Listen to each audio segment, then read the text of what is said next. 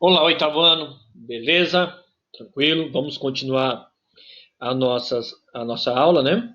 Sobre absolutismo. Nós já fizemos duas aulas por vídeo. Uma primeiro dando uma explicação geral sobre o que é o absolutismo e como funcionava o absolutismo, dando o exemplo de alguns reis absolutistas e como atuaram. E no vídeo 2 nós falamos sobre os principais teóricos, né, do absolutismo, que criaram, né, toda a ideologia de sustentação desse regime autoritário. Nesse terceiro vídeo, nós vamos falar sobre a política econômica dos reis absolutistas, beleza? Bom, então vocês coloquem na cabeça já o seguinte: professor, como se chamava essa política econômica dos reis absolutistas? Simples, se chamava mercantilismo, que vem de comércio mercantil, tá? Mercantilismo é o nome dado ao conjunto de práticas econômicas desenvolvidas na Europa entre os séculos XV e o final do século XVIII, né? Quando começa a ruir o absolutismo na Europa, correto? E aí, continuando então, bom, vamos ver o que é e como funcionava então essa prática mercantilista, tá? O mercantilismo caracterizou-se por uma forte interferência do Estado na economia. E muito mais do que uma interferência, gente. O rei mandava na economia, certo? Bom, o comércio era praticado por quem? Pelos comerciantes, pelos burgueses, certo? A atividade mercantil era uma atividade praticada principalmente pelos comerciantes, pelos burgueses. Só que quem dava a regra do comércio, certo? Quem que dava a regra desse jogo? Era quem não praticava o jogo, que era o rei, certo? É como se, né, criasse um jogo novo e aqueles que jogam, né, fazem parte dessa partida, desse jogo aí, eles não criam a regra. Quem cria a regra é uma pessoa que nunca jogou, né, e que não vai jogar. Ele cria as regras e para beneficiar ele e não os jogadores, tá? Foi o mercantilismo. Bom, o mercantilismo originou um conjunto de medidas econômicas que tenderam a unificar o mercado interno e contribuiu para a formação dos estados nacionais, ou seja, ele contribuiu para a formação do absolutismo, tá? Então esse conjunto de medidas econômicas, tá? Todas unificadas e estabelecidas pelo rei, tá? Assim, o fortalecimento do poder real, juntamente com o desenvolvimento da burguesia, né? Ou seja, fortaleceu o poder real, ocorreu o desenvolvimento da economia, da burguesia. Só que esse desenvolvimento da burguesia de maneira limitada. Quem mais lucra com o mercantilismo é lógico que é o rei, tá? Bom, nós vamos ver aqui as principais práticas mercantilistas. Uma das principais características do mercantilismo é o metalismo, que nada mais é do que o acúmulo de metais preciosos, ouro e prata, tá? A busca de ouro e prata em continentes conquistados, América, África, Ásia, né, nos séculos XV e XVI. Por exemplo, Portugal, né, ele realizou muito isso no Brasil a partir do início do século XVII. Tá? Portugal fez isso, muito metalismo, quando descobriu ouro na região de Minas Gerais. A coroa espanhola, já desde o século XV, né, quando já descobriu as colônias, né, aqui na América, já de cara já descobriu ouro. Então era o acúmulo de metais preciosos. Então o nível de riqueza de um país era calculado, uma das maneiras de calcular o nível de riqueza de um país era pela quantidade de metais preciosos que esse país possuía. Ok?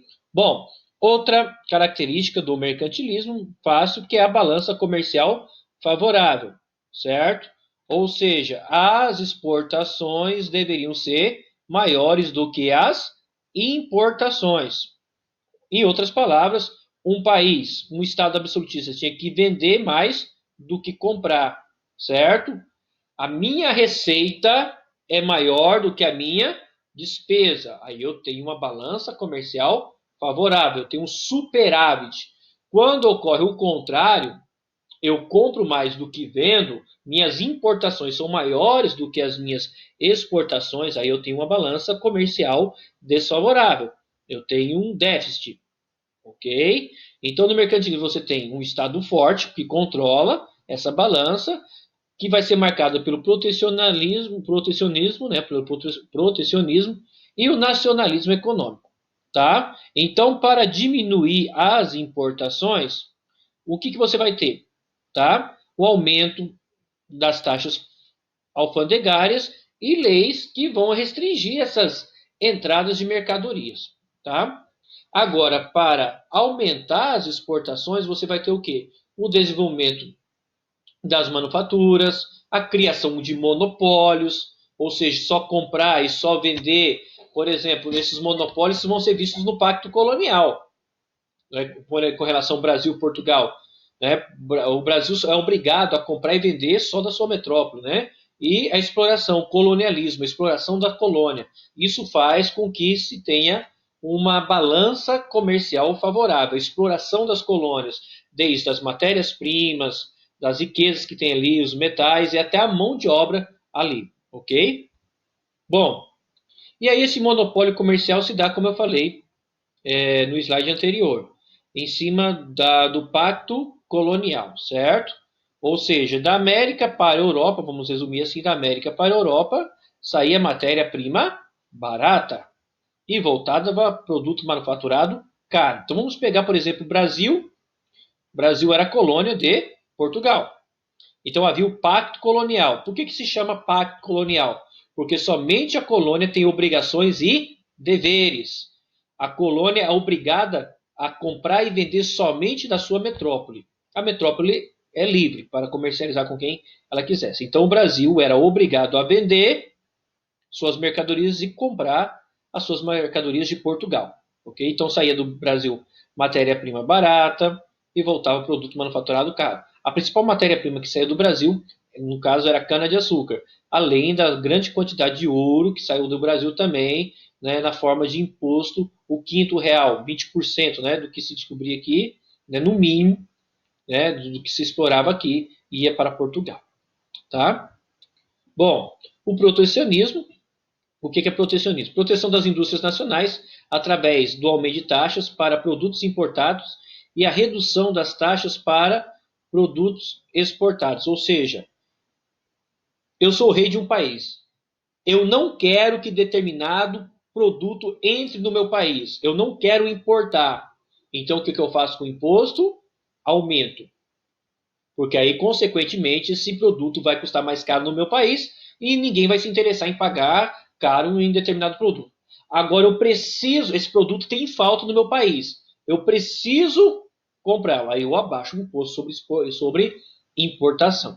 Tá? Se eu não quero que entre, aumento o imposto. Se eu quero que entre, abaixo o imposto.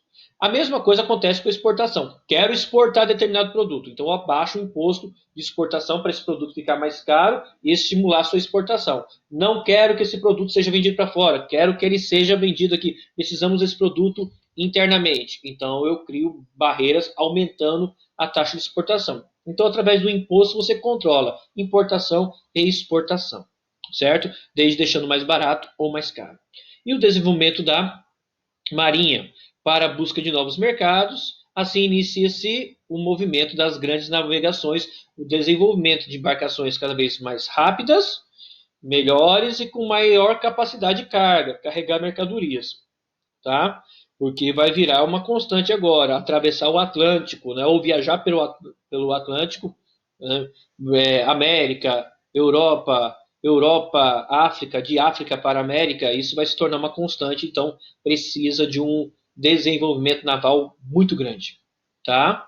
Bom, então aqui nós temos o esquema, né, do absolutismo relacionado com o mercantilismo, né?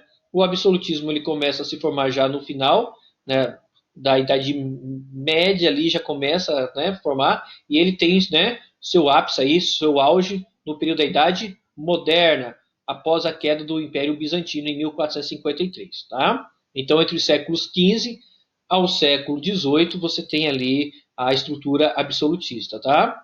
Bom, o Estado absolutista apoia o negócio dos burgueses, apoia a atividade, apoia, mas controlando. E sustenta a nobreza, certo? Então, esses aqui vão desenvolver um poder econômico. e esses aqui terão poder político e serão sustentados pela coroa, pelo rei, pelo monarca. Tá? O mercantilismo tem por objetivos o metalismo, que é acumular tesouros, né, o entesouramento de metais preciosos para fortalecimento do poder real. Tá? Então, acumular metais preciosos para o fortalecimento do poder do rei. Quanto mais rico a nação, mais poderoso esse rei absolutista.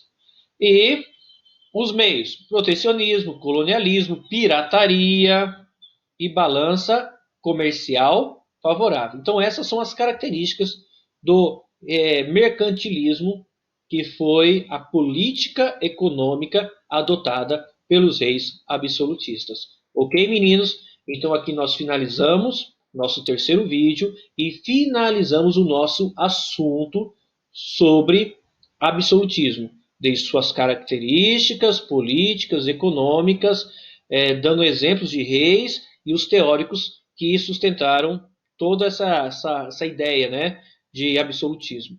Bom, esse é o nosso conteúdo, a revisão do nosso conteúdo para a prova bimestral, ok? Espero que esse vídeo ajude. Estudem a apostila, os slides que estou enviando para vocês, os demais materiais que estão sendo enviados, tá? Aproveite bem para fazer uma boa avaliação, tá? Um abraço a todos, até o nosso próximo vídeo.